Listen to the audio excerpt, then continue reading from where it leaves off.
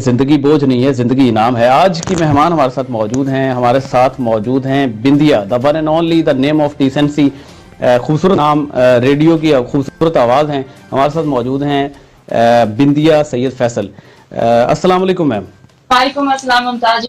ठीक ठाक है। आपका जो मिडिल नेम है सावल, तो आप तो बहुत रोमांटिक भी निकले कि आपने कभी ये बताया नहीं है कि आपका नाम सावल मुमताज हुसैन ठाकुर के नाम से जानती थी। और सबसे पहले आपके व्यूअर्स को बहुत बहुत सलाम and thank you for giving me this opportunity. आप जैसे लोग जो है ना ऑब्वियसली हमारा प्रचार करेंगे, अपना प्रचार करेंगे, और इसी तरह जो है ना आप जिस तरह पहले भी गुफ्तगू कर रहे थे कि हम लोगों की फोटोज पे लाइक कर देते हैं और उसके साथ साथ हम कमेंट कर देते हैं, कुछ समझ भी नहीं आती, बस ऐसे लाइक करते जाते ताकि अगले को पता चले कि हमारी जो है ना हम हैं यहाँ पे। लेकिन अपने लिए कुछ करना, फेसबुक के तवसत से हम बहुत कुछ कर सकते हैं। और ये मैंने मेरे पार्टनर रानो मेर के साथ एक छोटी सी काविश शुरू की है। होपफुली वो लोगों तक पहुंचेगी और ऑब्वियसली इसके बारे में भी हम डिस्कस करेंगे। Thank you very much for having me on your show.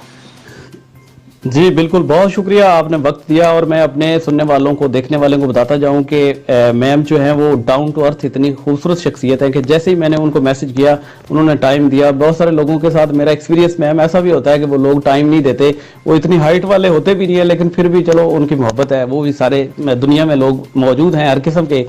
अच्छा मैम, मेरे प्रोग्राम का नाम है गपशप, और गपशप का मकसद सिर्फ ये है कि मैं उन लोगों की मदद कर सकूं, पॉजिटिविटी उन लोगों तक पहुंचा सकूं जो लोग ज़िंदगी को बोझ समझते हैं। तो इस प्रोग्राम का मैंने जब थीम सेट किया था तो मैंने कहा था जो मेरे पास मेहमान आएंगे वो अपना तारुफ जो है वो अपनी ज़ुबान से, खूबसूरत ज़ुबान से खुद पेश करेंगे। तो आज मेरे क्योंकि मैं पंजाब दीपालपुर पे बैठ के प्रोग्राम कर रहा हूँ, तो आप मेरे जितने भी देखने वाले हैं या बाद में देखेंगे उनको बताइएगा कि आज हमारे साथ कौन मौजूद है।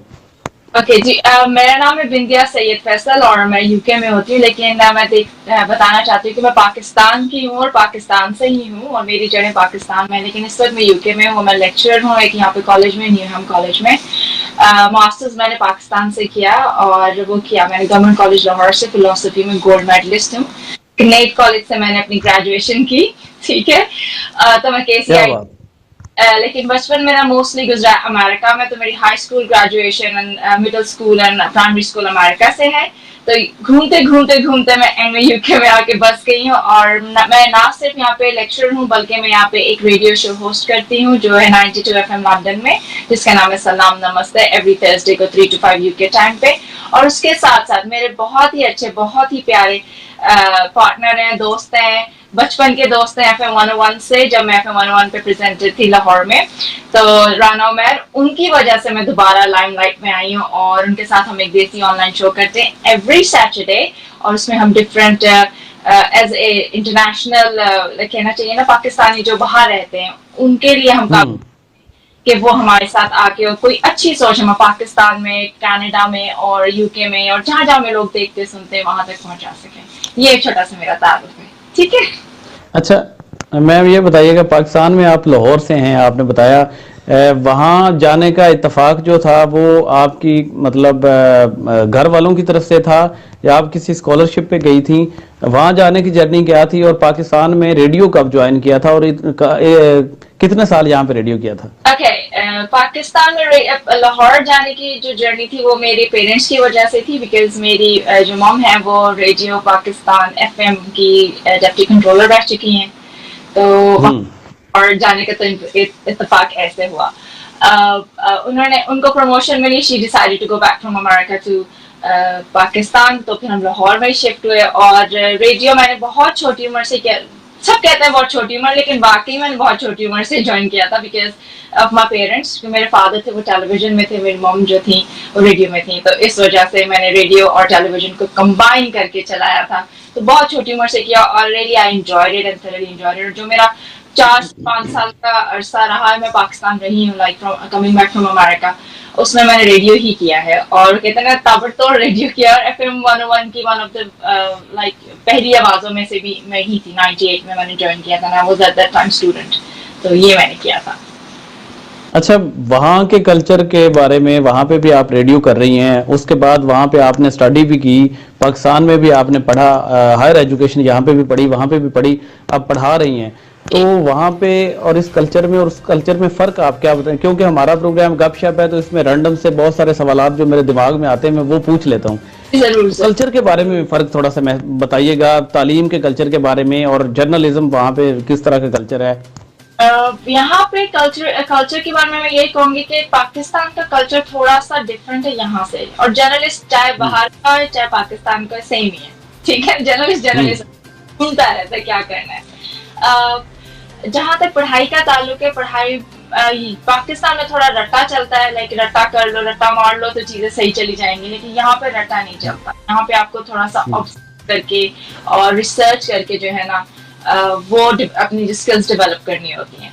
तो ये फर्क है। और जहाँ तक रेडियो का ताल्लुक है, रेडियो में बहुत ज्यादा सेंसरशिप होती थी, हमें सोच समझ के बोलना पड़ता था, यार ये लफ्ज बोलेंगे तो कोई कुछ ना कह दे। जबकि हम जब यहाँ रेडियो करते हैं तो वो चीजें हमारे दिमाग में है, एडिटर बैठा हुआ है, लेकिन यहाँ कोई परवाह नहीं है, जो मर्जी बोलो, जैसा मर्जी बोलो, एज लॉन्ग एज तुम स्वीटली बोल रहे हो, कोई भी टॉपिक पे हम बात कर सकते हैं। जबकि पाकिस्तान में सर्टेन टॉपिक्स पे बात नहीं कर सकते, लाइक गवर्नमेंट पे बात नहीं कर सकते, रिलीजन पे बात नहीं कर सकते, लेकिन यहाँ आप कर सकते, तो आराम से कोई भी बात कर सकते हो। तो ये फर्क है वहाँ के और यहाँ की। अच्छा मैम, ये भी बताइएगा कि आप वहाँ पे कामयाब जिंदगी गुजार रही हैं, आपकी तरह आपकी सोच के लोग यहाँ पे भी मौजूद हैं, उनके लिए बहुत सारी हर्डल्स हैं, बहुत सारी चीज़ें उनको फेस करना पड़ती हैं। वहाँ पे भी इस तरह से माहौल है अपने आप को कामयाब बनाने के लिए? यहाँ पे तो ख़वातीन जो है, खुसूसन मैं उनकी बात कर रहा हूँ, उनको बहुत सारी मुश्किलात आती हैं, उनके बहुत सारे ब्लेम गेम ये सारी चीज़ें चलती हैं। वहाँ पे कितना ईजी है और यहाँ पे कितना ईजी है? यहाँ पे अगर आप टैलेंटेड हो तो आपको मौका मिल जाता है, ठीक है। पाकिस्तान में जहाँ तक मैंने देखा कि मैं बहुत अच्छे मतलब कह सकते हैं ना बैकग्राउंड के साथ शोबिज में थी, तो nobody dare to talk to me anything. कि डैड भी बहुत नाम के आदमी थे, मॉम भी बहुत किया, तो ऑब्वियसली डर है, कंट्रोलर एफएम 101 है, तो क्या कह लेंगे। लेकिन हाँ, यहाँ पे अगर आपके पास थोड़ा सा भी टैलेंट है तो आप लाइफ में अच्छा गुजार सकते हो। लेकिन शोबिज है, आपको खुद सोचना है, आपको खुद देखना है आपने क्या लाइफ में करना है और किस तरह आगे जाना है।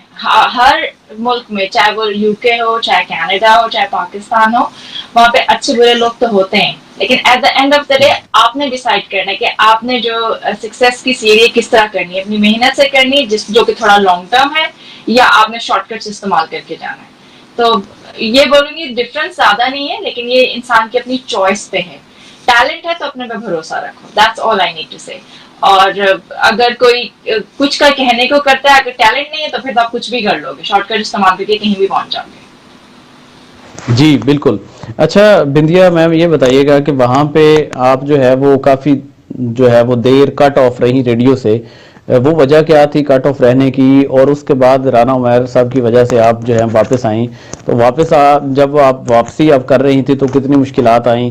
और ये जो आपके प्रोग्राम जो है बड़ा मशहूर है माशाल्लाह, वहाँ से ही मैंने आपको जो है वो फॉलो किया था, तो उसका आइडिया कहाँ से आया और किसका वो आइडिया था?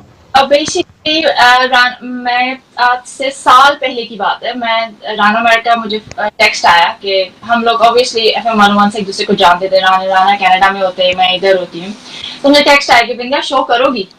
मैंने कहा हाँ करूंगी शो। क्या कर रही हो आजकल? मैंने कहा आजकल पढ़ा रही हूँ, क्योंकि मैं पढ़ाती भी हूँ, उसके साथ साथ मेरी फुल टाइम जॉब तो लेक्चरर है, लेकिन उसके साथ साथ मैं फोटोग्राफी भी करती हूँ, वीडियोग्राफी भी करती हूँ, इवेंट मैनेजमेंट भी करती हूँ, तो I do multiple task, of course I do radio show as well.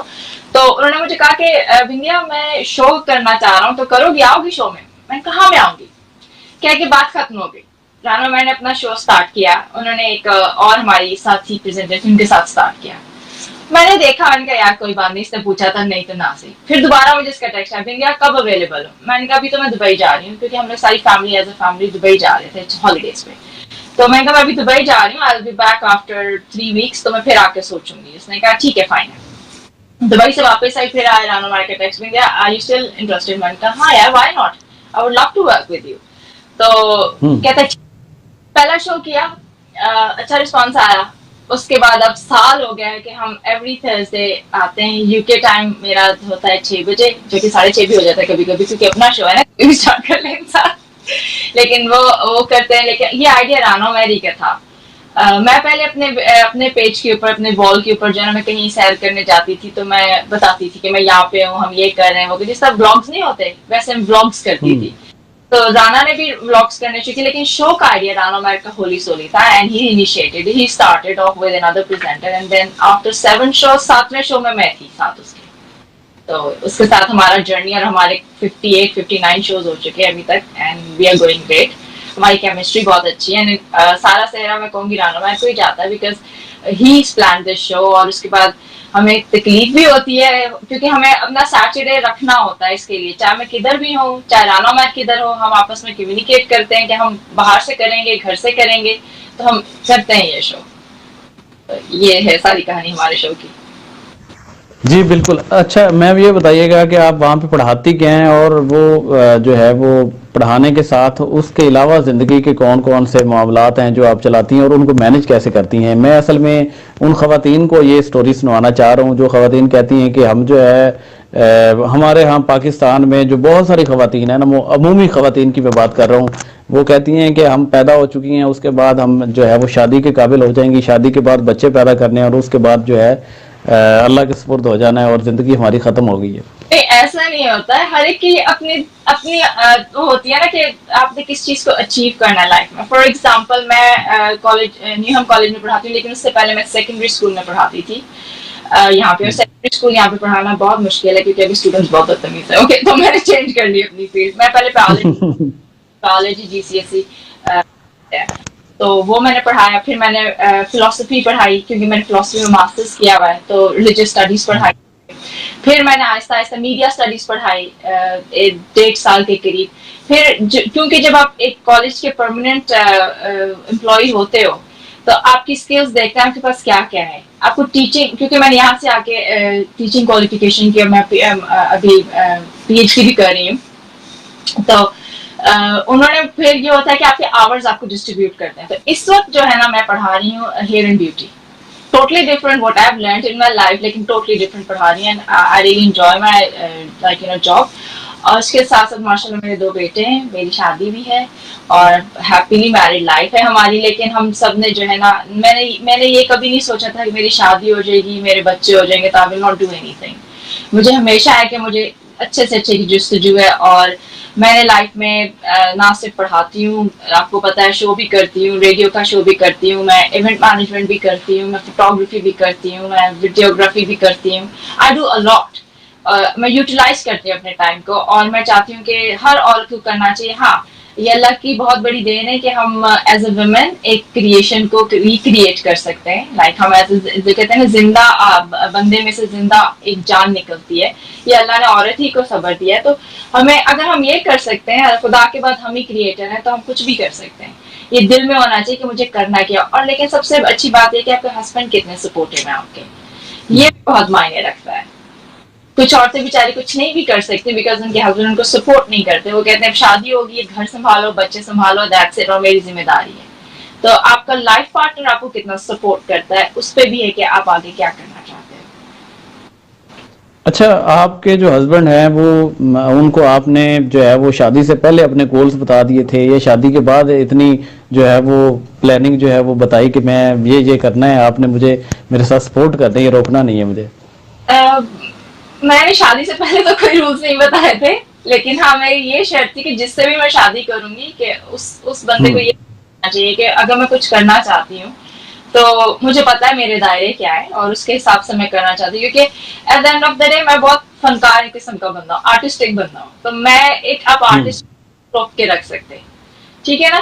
क्योंकि मेरी मम राइटर भी है, मेरे डैड भी राइटर थे, मेरी मम शायरा भी है, मेरी मम की किताबें भी हैं बाजार में। तो मैं ये देखती हूँ कि जिनके पेरेंट्स इतने होंगे तो ऑब्वियसली उनके बच्चों में तो कुछ ना कुछ होगा ना गुण। और उसके साथ साथ मैं जब मैं पाकिस्तान में थी, मैंने रेडियो प्रोड्यूसर की जो है ना ट्रेनिंग भी ली थी और साल काम करके छोड़ भी दिया था। तो ही न्यू दैट कि हाँ यार, मैं इस बंदी से शादी कर रहा हूँ। तो ऑलरेडी मैं उस वक्त FM की RJ थी और उसके साथ साथ क्या कहते हैं, मैं प्रोड्यूसर भी थी। तो he knew that I am a working lady. तो ही नेवर, और अच्छी बात है कि उन्होंने कभी मुझसे सवाल नहीं किया, उनको सिर्फ मुझे बताना पड़ता है मैं ये कर रही हूँ। तो वो कहते हैं ठीक है, तुम्हें पसंद है? मैं कहती हूँ जी मुझे पसंद है। कहते हैं ओके ठीक है कर, दैट्स इट। ये आपको खुद ही बताना। अच्छा, ये जी अच्छा, ये सारी की सारी इंस्पिरेशन जो है वो एक खातून की ज़िंदगी में आना बड़ी बात होती है, मैं ये समझता हूँ मेरे इल्म के मुताबिक। ये इंस्पिरेशन कहाँ से आई कि वो जो खातून है उसको जो है वो इतना मल्टी टैलेंटेड होना चाहिए और अपनी ज़िंदगी को मैनेज इस तरीके से करना चाहिए? और ये इंस्पिरेशन, ये ज़िंदगी के गुर जो है वो वालदैन से आपने सीखे या कोई ऐसी इंस्पिरेशन जो बाहर भी मौजूद थी? नहीं, मेरी मॉम मेरी सबसे बड़ी इंस्पिरेशन है बेसिकली। मेरी मदर एक वाइफ भी थी, उसके साथ साथ एक ब्रॉडकास्टर भी थी, और उसके साथ साथ क्या कहते हैं वो शायरा भी हैं, और क्या कहते हैं और वो घर को इतने अच्छे से मैनेज करती थी। जब मुझसे पूछा गया था, मुझे चांस मिला था मेडिसिन में जाने का, because when I came from America, तो मैंने जो अपनी हाई स्कूल ग्रेजुएशन की थी वो साइंसेज में की थी सारी। ठीक है, तो अभी वांटेड के जी डॉक्टर बनो डॉक्टर बनो, और मेरे नंबर भी बहुत अच्छे थे, किंग एडवर्ड कॉलेज में दाखिला भी मिल गया था when I came back. So roll number पे मेरा चौथा के पांचवा नाम था। तो जब वो मेरिट लिस्ट लगती है, मैंने because we just move from America and all that, so लेकिन I never wanted to be a doctor, because मुझे लगता था मेरी मॉम, क्योंकि मेरी मॉम ने भी गवर्नमेंट कॉलेज से मास्टर्स किया है और उन्होंने गोल्ड मेडल हासिल किया है, तो मुझे लगता था यार ये इतनी लॉजिकल बातें करती हैं, उनकी बातें कभी रॉन्ग नहीं होती, तो I need to do philosophy, because philosophy करने के बाद ही मेरी जो ना लाइफ इसी तरह लॉजिकल रह जाएगी। तो I actually idealise my mom all through my life and I still idolize her. She is an inspiration for me. एक वही इंस्पिरेशन मेरी लाइफ में, मुझे बाहर देखने की जरूरत ही नहीं पड़ी। I'm lucky enough कि मेरी इंस्पिरेशन मेरे घर में ही है। अच्छा, वो उनका नाम भी बता देना, आपने नाम इतना लिया, क्यूरियोसिटी। मेरा नाम, मेरी मदर का नाम है अबीदा सैयद। तो अबीदा सैयद मेरी मॉम का नाम है, और she is an inspiration of my life and she will be inspiration for my life, because उन्होंने कभी हार नहीं मानी है, हमेशा हर चीज को सॉर्ट आउट कर लेती हैं वो, और this is what I like. अच्छा, आपके गोल्स क्या हैं आने वाली जिंदगी में? टेलीविजन पे काम करना चाहती हैं, कोई ड्रामा जो है वो उसको प्रोड्यूस करना चाहती हैं, डायरेक्ट करना चाहती हैं?